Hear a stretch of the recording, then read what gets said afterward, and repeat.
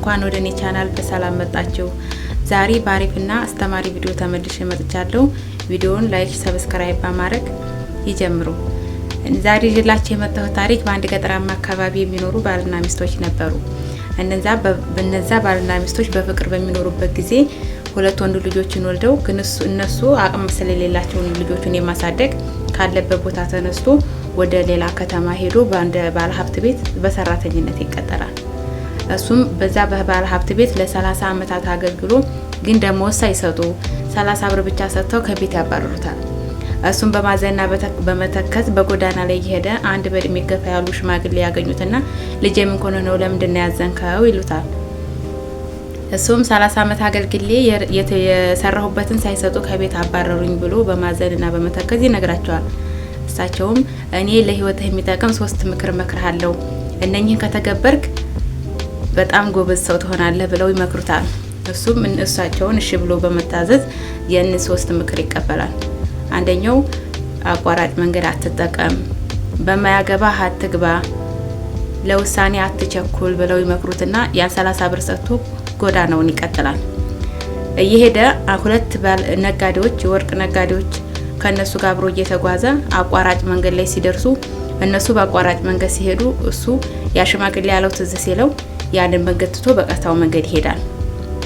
ከዛ የሆነ አካባቢ ሲደርስ መንደር ሲደርስ የለቅሶ ድምጽ ይሰማና ምን ሆኖ ነው ምን ተፈጥሮ ነው ምናምን ብሎ ጠጋ ብሎ ይጠይቃል። እሱም ሁለት ነጋዴዎች ነበሩ፣ ሽፍቶች አግኝቷቸው ወርቁንም ዘርፈው እነሱን ገድሏቸው ነው ምናምን ብለው ይነግሩታል። እና ህይወቴን ተረፈ ብሎ እግዚአብሔርን አመስግኖ ጎዳናውን ይቀጥላል። እና መሸበትና አንድ ባለ ሀብት ቤት ገብቶ አሳድሪ ብሎ ይጠይቃቸዋል። እነሱም ተቀብለው ያሳድሩታል። ግን እዛ ቤት ሲገባ እሱ ሰውየው በጣም ቆንጆና ባለ ሀብት በመሆኑ ገርሞት ግን መጥፈጥ መልከጥፉ የምትባል ናት ባለቤቱና ሊናገር እንዴት አንተን የመሰለ ሰው ይችን እንዴት አገባ ብሎ ሊናገራልና በማያገባህ አትግባ የሚለው የዛይ ሰውዬ ምክር ትዝ ሲለው ያን ነገር ይተውና ይተኛል። በማግስቱ ወደ ሽንት ዘወር ብሎ ጓሮ ሲያይ ብዙ መቃብሮች ያያል።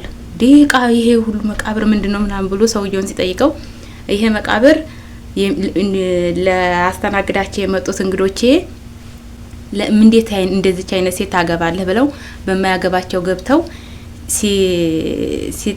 ሲናገሩኝ በንዴት ነው የገደልኳቸው ብሎ ይላቸዋል። እሱም በማያገባኝ ባለመግባቴ ያተረፍኩኝ እግዚአብሔር ይመስገን ብሎ መንገዱን ይቀጥላል።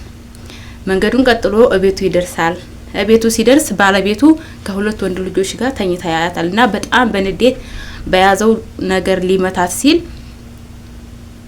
ለውሳኔ አትቸኩል የሚለው የዛይ ሰውዬ ምክር ትዝ ሲለው ይተውና ውጭ ቁጭ ብሎ ይጠብቃል። እሷም ከእንቅልፏ ስትነሳ እንኳን ደህና መጣህ ብላ ባለቤቷን አቅፋ ተቀበለዋለች። እና የ30 አመት አይደል እዛ ሄዶ የቆየው ልጆቹን ከውስጡኑ አባታችሁን ተዋውቁ ልጆቼ ብላ ከቤት ወጥተው ሊተዋወቁ ሲያያቸው የሱ ልጆች ናቸው።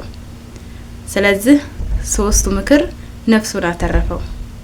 ሁላችንም በህይወት አጋጣሚ የሚመጡብን ነገሮች ሁሉ ተምረንባቸው እንድናልፍ ነው ህይወት የተፈጠረችው።